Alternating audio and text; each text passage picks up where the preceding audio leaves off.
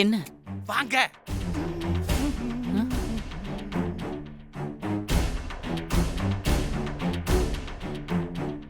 என்ன சிஸ்டர், துர்கா நடந்தது நினைச்சு ரொம்ப குழம்பி போயிருக்கா போல இருக்குது. முகத்தை பாருங்க, பேயறிஞ்ச மாதிரியே இருக்குது. ஆமாமா, ஜெயில சூர்யாவுக்கு ஏற்பட்ட ஆபத்தும் கோவில்ல தேவிக்கு ஏற்பட்ட ஆபத்தையும் நினைச்சு அப்படியே ஆடி போயிருக்கா. ஏன் சிஸ்டர், நடந்த சம்பவங்களுக்கு பின்னாடி உங்க கொள்ளுப்பாட்டி தான் இருக்குதுன்னு அவ கண்டுபிடிச்சிருவாளா சிஸ்டர்? அதுக்கான வாய்ப்பு ரொம்ப குறைவுதான். நாளைக்கு சூர்யாவுக்கு ஜட்ஜ்மெண்ட் கொடுக்க போறாங்கல்ல, அத பத்தி யோசிச்சுக்கிட்டு இருப்பா. துர்கா, ஒரே நாள்ல 2 இடத்துல எப்படி இப்படி நடந்துச்சு? தெரியலம்மா.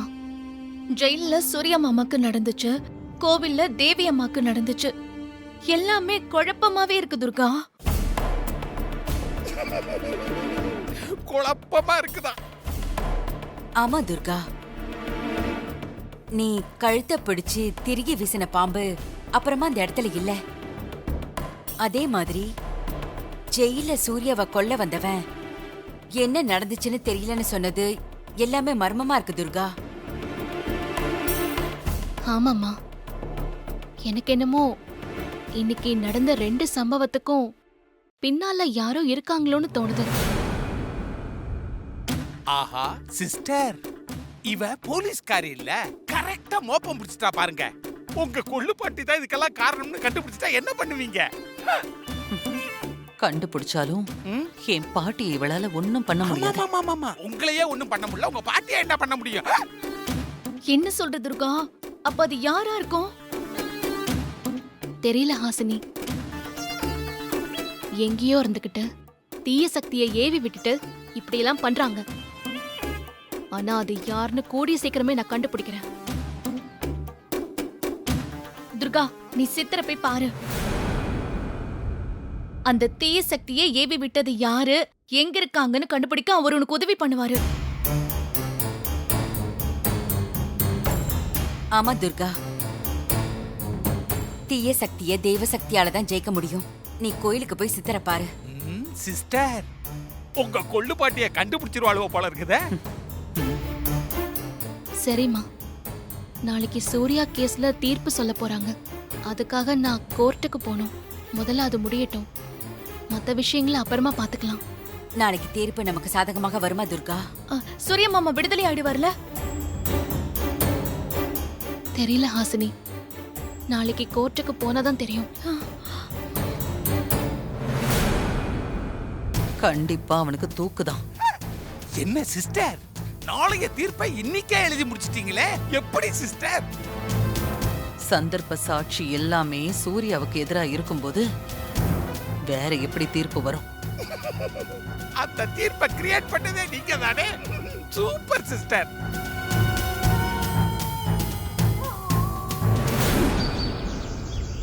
நான் பண்ணிடுறேன் சார். வணக்கம் இன்ஸ்பெக்டர். ஒரு நிமிஷம். என்ன விஷயம்? இத பாருங்க. ஓ, சூர்யாவுக்கு இன்னைக்கு ஜட்ஜ்மெண்ட் டே. ஆமா சார். ஓகே, போய் சூர்யா கூட்டிட்டு வாங்க. Okay sir. இதுல ஒரு கையெழுத்து போடுங்க சார். சூர்யா, உங்களை கோர்ட்டுக்கு கூட்டு போக வந்திருக்காங்க. வாங்க. அதெல்லாம் ஒன்றும் பிரச்சனை இல்லை சார், பரவாயில்ல, நான் பார்த்துக்கிறேன். சரி, பார்த்துக்கோங்க சார். கூட்டிட்டு போங்க. சூர்யா, வாங்க வாங்க.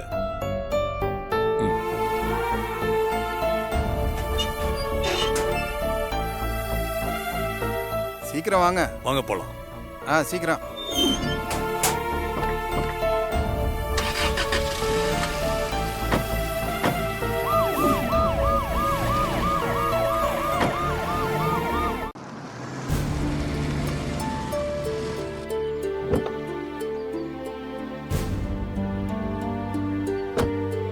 சார், சூர்யா இன்னைக்கு வெளியே வர வாய்ப்பு இருக்கா? வாய்ப்பு இருக்குமா?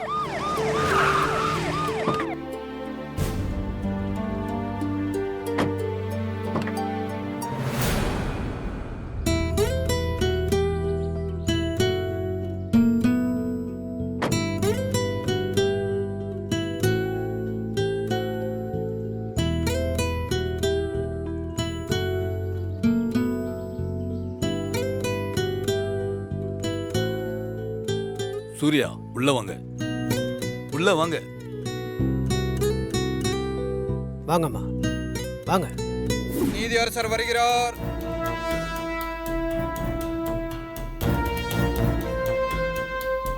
வணக்கம். வணக்கம் ஐயா.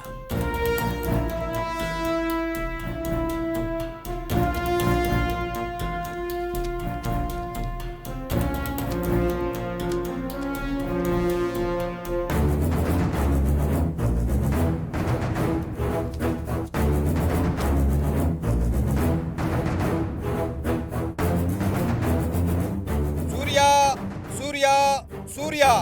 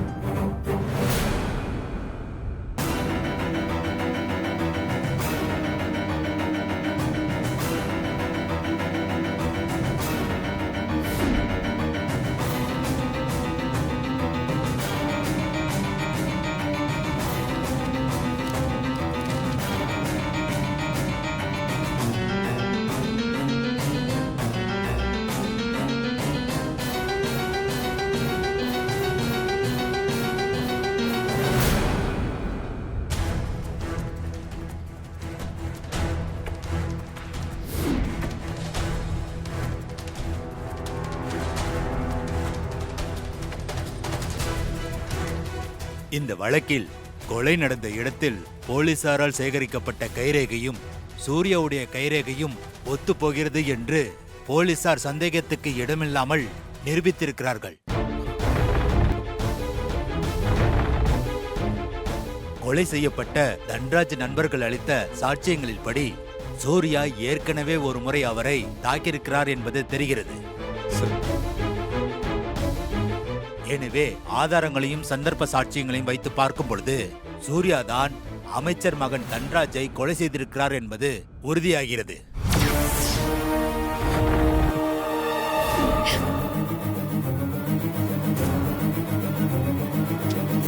எனவே இந்த கோர்ட் அவரை வருகிற 20ஆம் தேதி தூக்கிலிட உத்தரவிடுகிறது.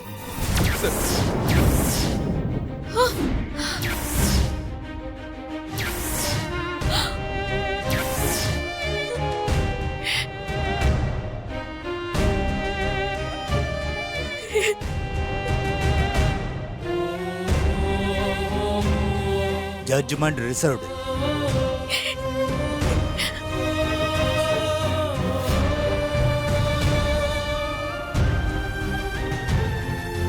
சார் வாங்க.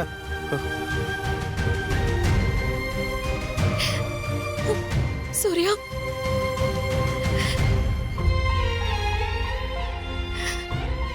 சூர்யா, நீங்க ஒண்ணு கவலைப்படாதீங்க. இது ஒண்ணும் இறுதியான தீர்ப்பு இல்ல. இப்பவும் எனக்கு நம்பிக்கை இருக்கு. ஒரே ஒரு ஆள் கையில தான் இருக்கு. அந்த டாக்டர் மட்டும் எனக்கு கிடைச்சிட்டாருன்னா நிச்சயமா நான் உங்களை காப்பாத்திடுவேன். அப்புறம் எல்லா பிரச்சனையும் முடிஞ்சிடும். நீங்க தைரியமா இருங்க சூர்யா, நான் இருக்கேன். நான் அந்த டாக்டருக்கு ஃபோன் பண்றேன். நான் அவர்கிட்ட பேசுனது போதும், வா. யோ, கூட்டோயா வர. சார் வாங்க சூர்யா, வாங்க வாங்க. போலாம். சூர்யா, வாங்க. நீங்க ஒண்ணு கவலைப்படாதீங்க. வாங்க வாங்க. சூர்யா,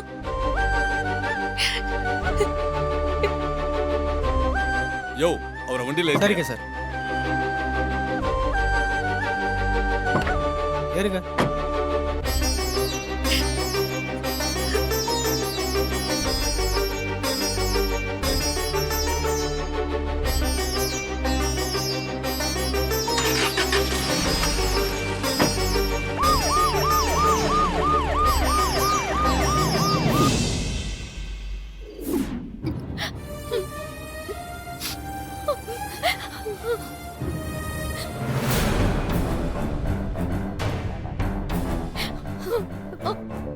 சிஸ்டர், மாப்பிள்ள சூர்யாவுக்கு தூக்குன்னு தீர்ப்பு வந்ததுல இருந்து இதுக மொகர கட்டைய பாத்தீங்கல்ல, எப்படி தொங்கி போய் கிடக்குன்னு. இவங்க தலையே இப்படி தொங்கி போச்சே, அந்த துர்கா தலை எப்படி தொங்கி போயிருக்கும்? அந்த கண்கொள்ளா காட்சியை நான் பார்க்கணும். சிஸ்டர், இன்னும் அந்த துர்கா வீட்டுக்கு வரலையே. அவ எங்கேயாவது கோயில்ல உட்கார்ந்து அழுதுகிட்டு இருக்காளோ, இல்ல ஜெயிலுக்கு போய் சூர்யாவை பார்த்து அழுதுகிட்டு இருக்காளோ யாரு கண்டா? இருக்கும் 3 பேர்ல சூர்யாவை கடைசியா பாத்துக்கலான்னு நினைச்சிட்டு இருந்தேன். ஆனா யாரும் எதிர்பார்க்காத மாதிரி முதல்லயே போய் சேர போறான்.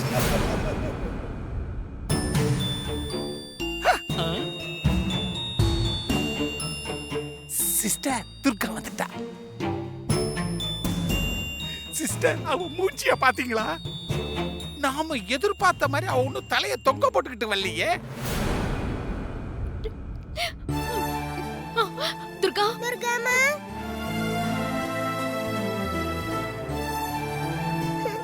தேவிமா தேவிமா என்னாச்சுடா? ஏன் அழுதுட்டு இருக்க? துர்காமா சூர்யா இனிமேல் வீட்டுக்கு வர மாட்டாரா? சிஸ்டர் சோக சீனை பாத்தீங்களா? சூர்யாவை தூக்குல போட்டுருவாங்களா?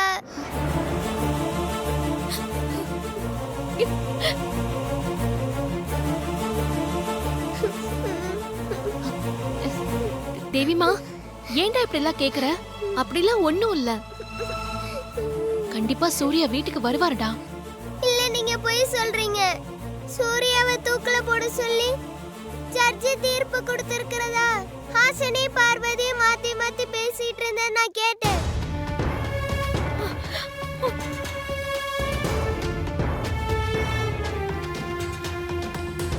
கேட்கவே சந்தோஷமா இருக்குது சிஸ்டர். என்ன ஹாசினி குழந்தை முன்னாடி? அது வந்து துர்கா, நாங்க சூரியமாமா பத்தி எதுவுமே பேசல. நாங்க பார்த்த சீரியல்ல வந்த சூர்யா கேரக்டர் பத்தி பேசிட்டு இருந்தோம்.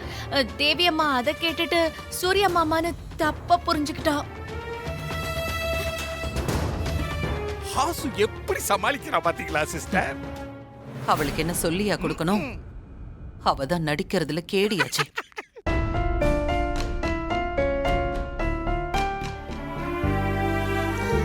தேவிமா நீங்க மேல நம்ம ரூமுக்கு போங்க.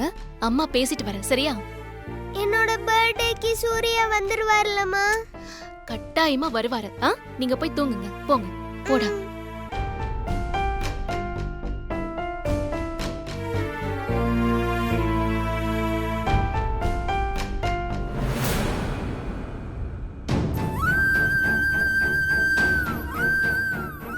என்ன ஹாசினி இது? குழந்தை முன்னாடி இப்படியா பேசுவீங்க? இல்ல துர்கா, தீர்ப்ப பத்தி நீ போன்ல சொன்னது எங்களால தாங்கிக்க முடியல. அந்த சங்கடத்துல பேசிக்கிட்டு இருந்தத குழந்தை கேட்டுட்டா போல. நாங்களும் அதை கவனிக்கல.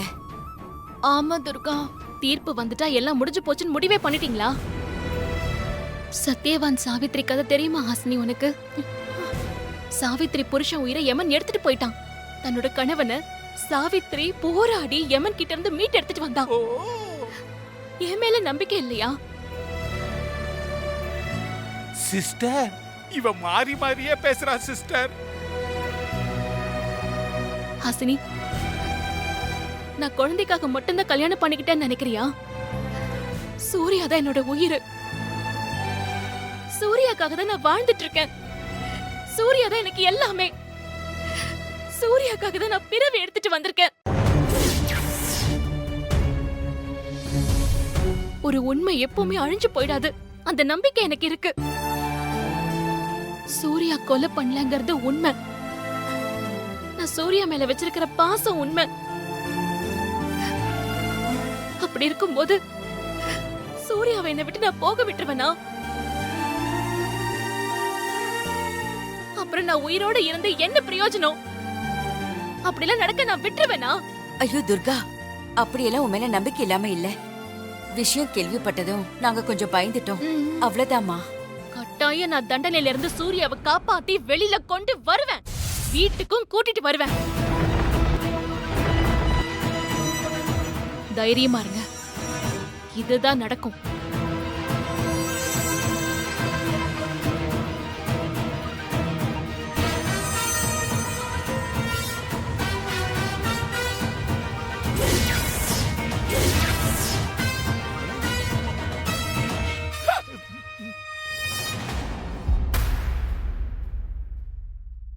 முறைக்கிறா.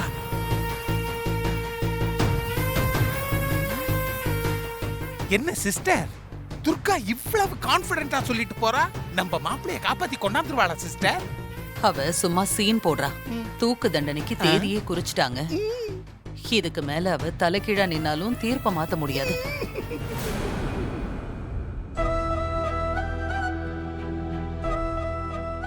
எனவே ஆதாரங்களையும் சந்தர்ப்ப சாட்சியங்களையும் வைத்து பார்க்கும் பொழுது சூர்யா தான் அமைச்சர் மகன் தன்ராஜை கொலை செய்திருக்கிறார் என்பது உறுதியாகிறது.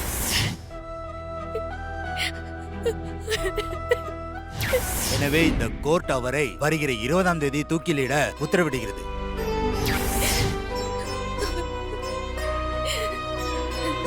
சூர்யா, போஸ்ட்மார்ட்டம் பண்ண அந்த சீனியர் டாக்டர் இந்த சண்முக சுந்தரம் மட்டும் என் கண்ணுல மாட்டினா போதும், இந்த தீர்ப்பை மாத்தி எழுத வைக்கலாம். நான் கும்பிடுற மாரி அம்மாவும் தேவி அம்மாவும் குலதெய்வம் மாடத்தி அம்மனும் கண்டிப்பா அந்த டாக்டர் எனக்கு காட்டி கொடுப்பாங்க.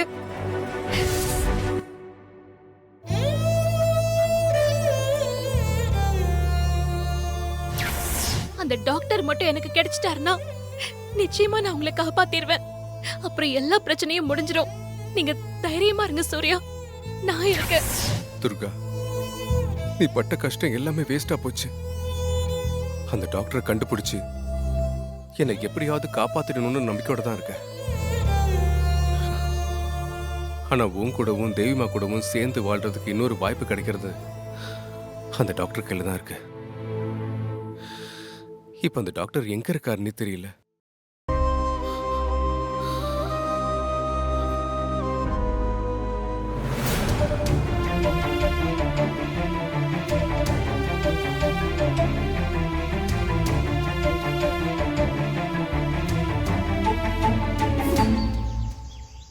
ஓம் நம சிவாய, ஓம் நம சிவாய, ஓம் நம சிவாய, ஓம் நம சிவாய. நலம் உண்டாகட்டும். சாமி, என் கணவர் உயிருக்கும் என் குழந்தை உயிருக்கும் ஆபத்து ஏற்பட்டிருக்கு சாமி. நீ என்ன சொல்ற துர்கா? செய்யாத குற்றத்துக்கு என் கணவருக்கு தூக்கு தண்டனை கிடைச்சிருச்சு சாமி. அதுல இருந்து அவரை எப்படி காப்பாத்துறதுன்னு நினைச்சிட்டு இருக்கும் போது ஜெயில வச்சு அவரோட உயிர் எடுக்க கண்ணுக்கு தெரியாத தீய சக்தியை ஏவி விட்டுருக்காங்க.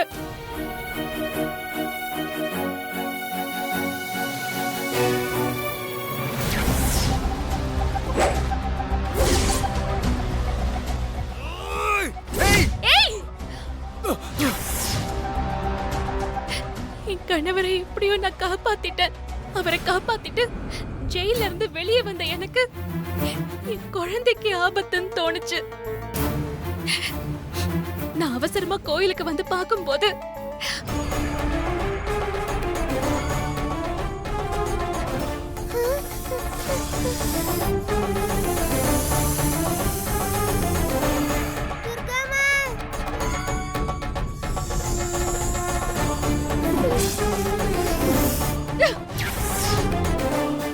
கண்ணுக்கு தெரிஞ்ச சக்தியோட என்னால போராட முடியும். ஆனா இப்ப கண்ணுக்கு தெரியாத தீய சக்திகளோட என்னால எப்படி சாமி போராட முடியும்? என் கணவரையும் என் குழந்தையும் என்னால எப்படி காப்பாத்த முடியும் சாமி? எனக்கு சோதனை ஏற்படும் போதெல்லாம் அத நல்ல விதமா கடந்து வர்றதுக்கு நீங்க தான் எனக்கு வழி சொல்லிருக்கீங்க. இப்போ இதுக்கு ஒரு வழி சொல்லுங்க சாமி. என் கணவரையும் என் குழந்தையையும் கொல்ல நினைக்கிறது யாரு சாமி? அந்த தீய சக்தி கிட்ட இருந்து அவங்கள நான் எப்படி காப்பாத்துறது? எனக்கு ஒரு நல்ல வழிய காட்டுங்க சாமி, காட்டுங்க. ஓம் நம சிவாய.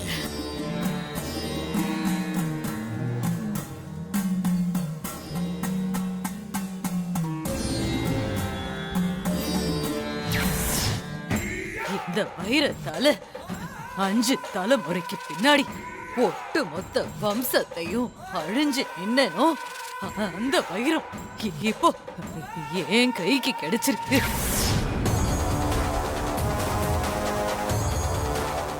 இச்சாதாரி நாகத்தோட பாதுகாப்புல இருந்த உங்க குடும்பத்துக்கு சொந்தமான தெய்வ சக்தியுள்ள அந்த வைரம் இப்போ உங்க வம்சத்தை அழிக்க நினைக்கிற ஒரு தீய சக்தியோட கைக்கு கிடைச்சிருக்கு. அந்த இச்சாதாரி நாகம் உன் கணவனை மட்டும்தான் பழிவாங்க நினைச்சது. ஆனா இந்த தீய சக்தி உன் வம்சத்தையே பழிவாங்க நினைக்குது. நீ எதுக்கும் கவலைப்படாத. இந்த உலகத்துல உண்மை, சத்தியம், நீதி எப்பவுமே தோத்து போகாது. ஆரம்பத்துல அநீதி ஜெயிக்கிற மாதிரி தான் இருக்கும். ஆனா முடிவுல உண்மையும் சத்தியமும் தான் ஜெயிக்கும். அந்த தீய சக்தியால உனக்கு ஏற்பட போற சோதனைகள், ஆபத்துகள்ல இருந்து நிச்சயம் அம்மன் உன்னை காப்பாத்தும். என்னைக்கும் அந்த அம்மன் உன்னை கைவிடாது. நீ தைரியமா இரு. உனக்காக நானும் அந்த அம்மன் கிட்ட வேண்டிக்கிறேன். நீ கவலைப்படாத. சரிங்க சாமி. நலம் உண்டாகட்டும்.